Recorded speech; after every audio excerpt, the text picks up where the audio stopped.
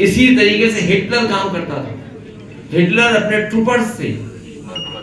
Troopers को आगे कर देता था, अपने पार्टी के कार्यकर्ताओं को पुलिस की वर्दी पहना करके आगे कर देता था।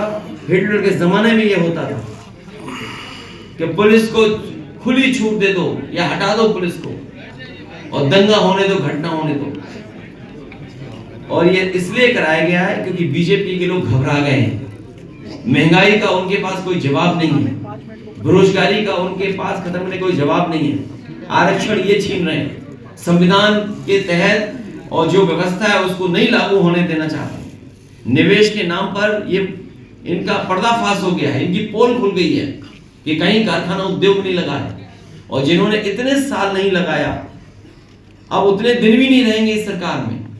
सोचिए, जितनी सरकार चल गई है अब तो उतना समय भी नहीं बचा इनके पास।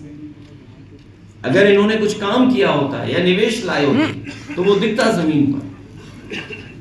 बिजली महंगी, किसान को खाद नहीं मिल रही, किसी भी फसल की खरीद के लिए कोई तैयारी नहीं, अभी भी सड़कों पे जानवर हैं, और पिछड़े, दलित और जो गरीब लोग हैं उन समाज के साथ न जाने क्या क्या हो रहा है। घटनाएं दिन प्रतिदिन सुनने को मिल रही हैं। बेटियों के साथ अन्याय हो रहा है, और बेटियों के साथ साथ इतना कानून व्यवस्था जीरो हो गई है कि बताइए पुलिस के साथ ही घटना हो जा रही है।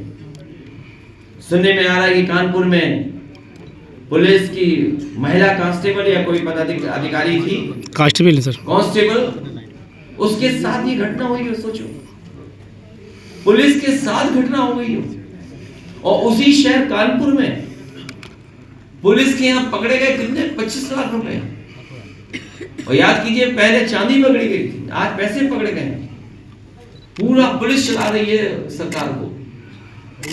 ये स्थिति पैदा हुई है, केवल एक जिले में नहीं, हर जिले में ये स्थिति है।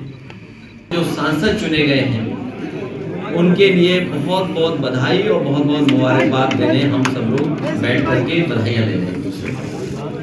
और हमें उम्मीद है आने वाले समय में ये पीडीए की लड़ाई को और मजबूत बनाने का काम करेंगे। जिस तरीके से सामाजिक और राजनीतिक रूप से भारतीय जनता पार्टी ने धोखा दिया है, हर समाज के लोग ये समझ गए हैं कि भारतीय जनता पार्टी पीडीए परिवार की दुश्मन है। और ये चुनाव में भी हम लोगों को देखने को मिल गया। बीएलओ को हटाना, अधिकारियों का हटाना, पुलिस सिपाहियों के नाम पता जानकारी करना, फिर जात के आधार पर हटाना, जात के आधार पर निर्देश देना, और फिर अपने अधिकारियों की गुपचुप बैठक करना। और बड़े बड़े अधिकारी जो लखनऊ में बैठते हैं उन्होंने बाकायदा बैठक करके रणनीति बनाई है कि भारतीय जनता पार्टी को कैसे जिताएं, समाजवादियों को कैसे हराएं। लेकिन पीडीए परिवार के लोग सब एकजुट हो गए हैं। इस बार कितना भी ये साजिश कर लें, षड्यंत्र कर लें, कितनी भी रणनीति बना लें, लेकिन ये कामयाब नहीं होंगे। सुनने में यहां तक आ रहा है कि जिलाधिकारी वो भारतीय जनता पार्टी के जिला अध्यक्ष बन गए हैं। अभी अंबेडकर नगर से सुनने में आ रहा है, और वहां के हमारे कार्यकर्ता नेताओं ने भी बताया, मोबाइल हल्का से नीचे कर लो, हल्का से नीचे कर लो बस, तो यहाँ के जिलाधिकारी जिला अध्यक्ष भारतीय जनता पार्टी बन गए हैं। और प्रधानों को ढूंढ रहे हैं, कोठेदारों को ढूंढ रहे हैं, उनको डरा धमका रहे हैं, जबकि अभी नॉमिनेशन नहीं हुआ है। उसके बाद जिलाधिकारी ये कर रहे हैं। क्या ये आईएएस एकेडमी में यही सिखाया जाता है? क्या ये आईएएस लोग इसीलिए ट्रेन होके गए हैं? इन अधिकारियों की तस्वीर लगा करके हम लोग कहेंगे कि भारतीय जनता पार्टी के अधिकारी बन गए। अधिकारी नहीं है ये, वहां के संगठन के पदाधिकारी बन गए। और फिर आज एक वीडियो वायरल हो रहा है, जो बात मैंने पहले कही थी और फिर मैं दोहराता हूं। उत्तर प्रदेश में दंगा कराने का काम बहराइच में अगर किसी ने किया तो भारतीय जनता पार्टी के नेता उसमें शामिल थे। उनके विधायक अपनी ही पार्टी के कार्यकर्ताओं पे एफआईआर दर्ज करा रहे हैं, और क्या उसमें धाराएं लगवा रहे हैं। इन्होंने षड्यंत्र किया और दंगा करवाया है। और जो एक वीडियो वायरल हो रहा है जिसमें मैं बधाई देना चाहता हूं पत्रकार को कि उसने हिम्मत जुटा करके कम से कम वो छिपे हुए वीडियो से जानकारी हासिल कर ली। पत्रकार साथी 1 साल बाद तो वो खुद ही हट जाएंगे।